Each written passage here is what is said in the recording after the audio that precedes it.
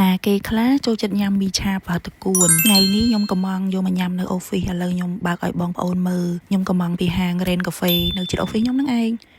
នៅស្វែងគុំខេត្តសៀមរាបឯលោកបងប្អូនថាស្វែងគុំមិនដឹងនៅណាហើយមីឆាប្រហិតគួនណាបើសិនជាអត់ដាក់អាខ្ទឹមពងនេះទេគឺអត់ឆ្ងាញ់ទេនេះអានេះដូចខ្ទឹមគេបុកមួយម្ទេសណាខ្ទឹមលីងមួយម្ទេសថប់មកយើងស្រោចជាមួយនឹងទឹកសៀងដែលគេឲ្យមកនេះហើយក៏មិនភ្លេចទេជាមួយនឹងកាហ្វេអាយឡាតេស្ករ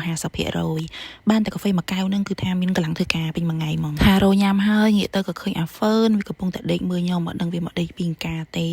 អាហ្វឺនគឺជាឆ្មាប្រចាំនៅ office ខ្ញុំតែម្ដង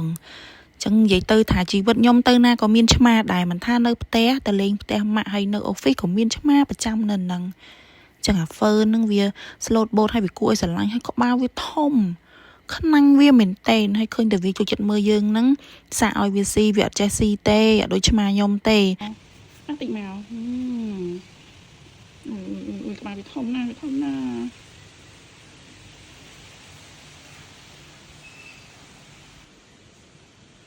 តែ Five វាអត់ដូចឆ្មាខ្ញុំនៅផ្ទះឯងឆ្មាខ្ញុំនៅផ្ទះវាស៊ីចំណីមែនប៉ុន្តែ